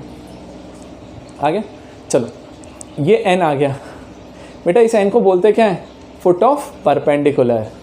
ये क्या होता है, फुट ऑफ परपेंडिकुलर। अभी मैं तुमको इसके लिए एक फॉर्मूला देने वाला हूँ फुट ऑफ परपेंडिकुलर का, फिर अपन सॉल्व करेंगे। ठीक है, अब सुनो, अब इसके बाद मैं सॉल्व नहीं कर रहा, तुम्हारा कैलकुलेशन अब तुम करना। क्या वाला, सुनो। जैसे ही मैंने n पॉइंट के कोऑर्डिनेट्स निकाल दिए, p पॉइंट ये है, क्या डिस्टेंस फार्मूला लगा दोगे, लग जाएगा। आप डिस्टेंस फार्मूला लगा देना, आपका आंसर आ जाएगा।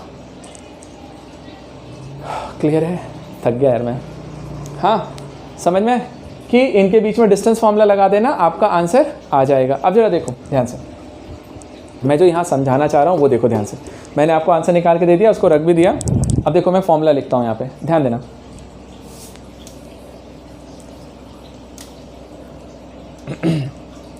सुनो बेटा ध्यान से, जो परपेंडिकुलर लेंथ का फॉर्मूला था ना यहाँ पे, ठीक, इस परपेंडिकुलर लेंथ का फॉर्मूला आपको कैसे याद रखना है वो देखना, ध्यान से समझना बेटा। कुछ नहीं करना है, सीधा सा जो लाइन की इक्वेशन दी है ना, उसमें इस पॉइंट को सेटिस्फाई करवा दो, x1 y1 को सिर्फ सेटिस्फाई करवाना है। तो x के प्लेस पे x1 आ जाएगा, y के प्लेस पे y1। तो मैंने एज इट इज़ लिख दिया ax1 plus by1 plus c। ठीक है बेटा, क्या किया मैंने, देखो ध्यान से, यहाँ से सिर्फ सेटिस्फाई करवाया x1, तो ax1 plus by1 plus c तो लिखा ही हुआ है, और अपॉन में बेटा x का कोफिशिएंट a था, y का b है, तो √a² प्लस b²। तो √a² प्लस b² से डिवाइड करना। तो √a² प्लस b² से मैंने डिवाइड कर दिया। अब क्योंकि लेंथ है, नेगेटिव नहीं आती, तो आप मॉड लगा दीजिए कि यदि कभी नेगेटिव भी आ रहा होगा तो मॉड लगा करके आप उसको पॉजिटिव बोल देना। ठीक है, तो ये मेरा परपेंडिकुलर लेंथ का फॉर्मूला हो गया। ठीक है, चलो जरा इस वाले क्वेश्चन में निकाल के देखें परपेंडिकुलर लेंथ। देखो, यदि मैं इसमें pn निकालूंगा तो क्या आएगा बेटा, सोचो। आप 0,3 को सेटिस्फाई करवाओगे लाइन में। ठीक है, तो 2 x के प्लेस पे क्या आएगा 0, -3 y के प्लेस पे -3 प्लस 4 अपॉन √, क्या आएगा बेटा 2 का स्क्वायर, a का स्क्वायर प्लस b का स्क्वायर, तो 2 स्क्वायर प्लस -3 का स्क्वायर। सॉल्व करिए, मॉड में है। 2 × 0 तो 0 हो गया, ये +9 हो जाएगा, +3 हो जाएगा, तो 13 हो गया भाई। 9 + 4 13, और ये भी 9 + 4 13 है, बट ये √13 है, मॉड में है तो, बट ये आंसर आ रहा होगा सिर्फ √13। आ गया, तो इसको भी तुम सॉल्व करोगे ना डिस्टेंस फार्मूला, आपका आंसर √13 ही आएगा। देखो दिख भी रहा है तुम्हें कहीं ना कहीं 13 है, डिस्टेंस फार्मूला लगाते हो तो रूट आता है, आ जाएगा आंसर मैच करते हो, चलेगा। तो √13 मेरा आंसर है डिस्टेंस फार्मूले से। ठीक है, तो मेथड पे जाने की जरूरत नहीं है, डिस्टेंस फार्मूला परपेंडिकुलर डिस्टेंस पूछता है, याद रखना सिर्फ परपेंडिकुलर डिस्टेंस का फॉर्मूला ही है लेंथ का। यदि किसी एंगल पर है तब नहीं, तो परपेंडिकुलर लेंथ का फॉर्मूला मेरे लिए क्या निकल के आता है, root ax1 plus by1 plus c upon under root a square plus b square. पहली चीज़ हो गई। दूसरे पे आओ, अब मैंने इसको रब किया। अब दूसरा देखो, दूसरा फंडा क्या है, ध्यान देना। अब दूसरा आया, फुट ऑफ परपेंडिकुलर पूछा जाता है, फुट ऑफ परपेंडिकुलर, वो देखो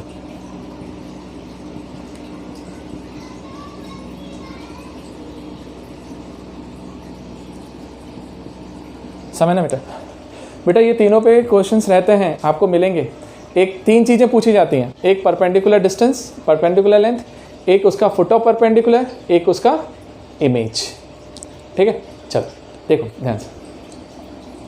Pn आपसे पूछा है फुट ऑफ परपेंडिकुलर, बता भाई फुट ऑफ परपेंडिकुलर मतलब n के कोऑर्डिनेट्स। तो मैं आपको डायरेक्ट फॉर्मूला दे रहा हूँ, नोट करिए। यहाँ पे मैंने लिखा n के कोऑर्डिनेट्स के लिए x minus x1 upon a। ध्यान से देखो, कुछ नहीं सोचना है, समझो। ये जो n है ना, इसको अभी थोड़ी देर के लिए आप क्या मान लो, x, y, मतलब जो चीज़ फाइंड करनी है ना उसको x, y मान लो।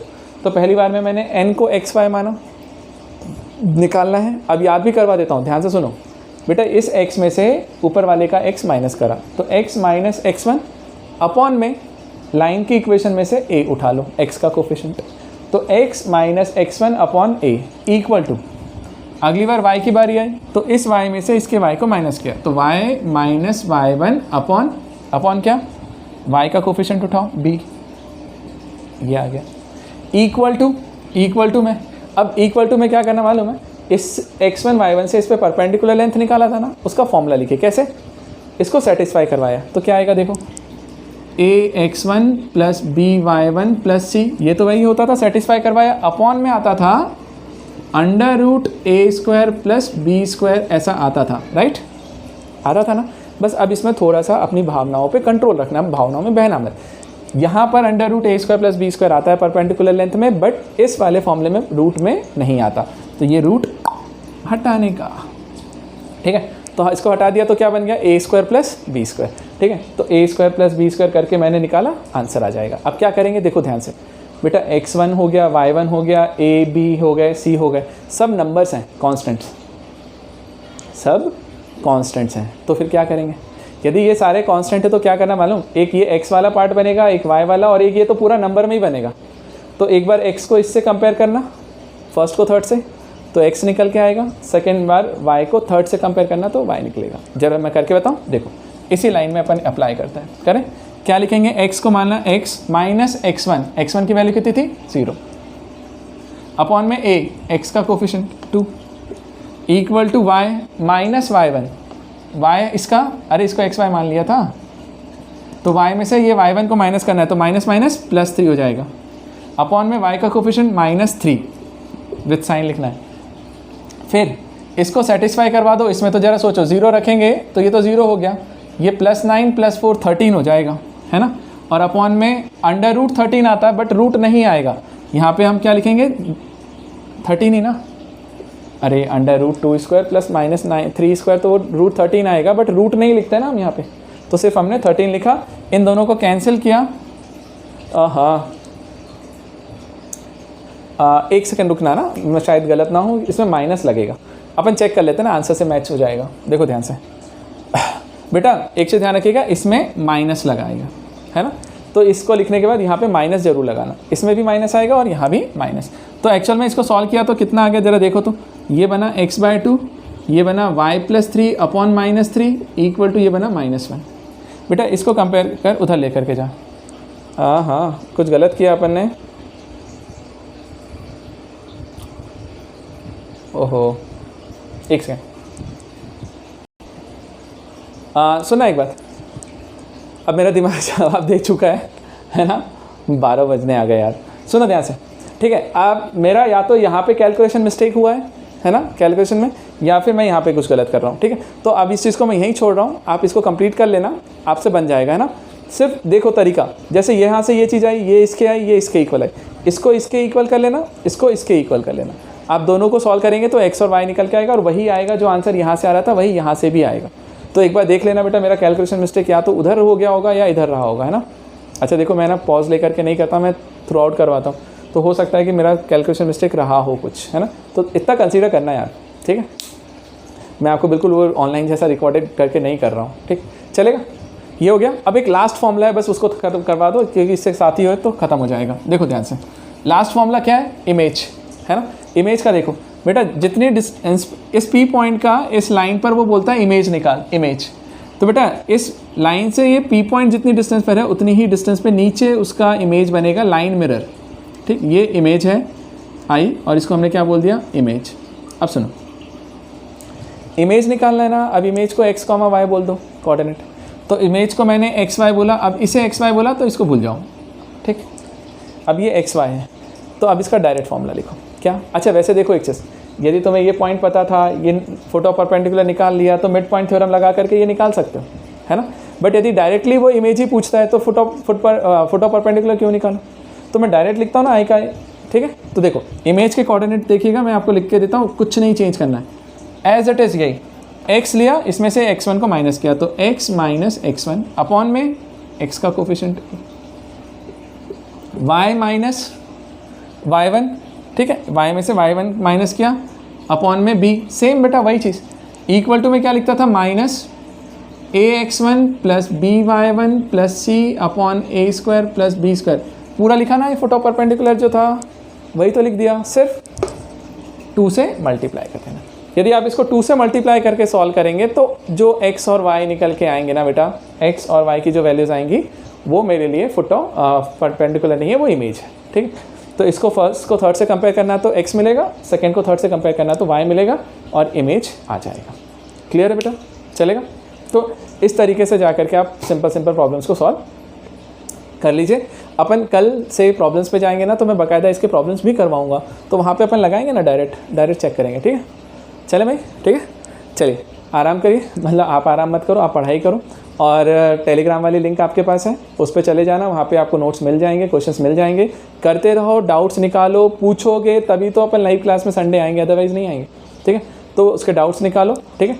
और जो भी है मुझे बताओ, फ्राइडे तक आपको लेक्चर मिलेंगे, सैटरडे गैप रहेगा, संडे के दिन आपका लाइव क्लास रहेगा डाउट का, यदि आप पूछते हो तो, और मंडे से वापस वही चीज़ चालू हो जाएगी, ठीक ठीक। चलो भाई, बस मुझे वैसे इतना सा कर दिया करो यार, थोड़े से लाइक वगैरह कर दिया करो, और अपने फ्रेंड सर्कल में जितना फैला सकते हो फैला दो यार, है ना। फ्रेंड सर्कल है, रिलेटिव्स हैं, जो भी हैं, जिनके थ्रू भी, है ना। क्योंकि यार मेरा बहुत बड़ा वो ग्रुप नहीं है एक्चुअल में मैं कोई सोशल मीडिया वगैरह पे बहुत ज़्यादा एक्टिव इंसान नहीं हूँ, है ना। तो इस कारण से, और मुझे उतने सारे तरकीबें नहीं आती जितने लोग आते हैं, तो मैं चाहता हूँ कि यदि मैं अपना एफर्ट लगा रहा हूँ तो ज़्यादा से ज़्यादा बच्चों तक पहुँचे, है ना। ठीक है, चलिए मिलते हैं बेटा, बाय।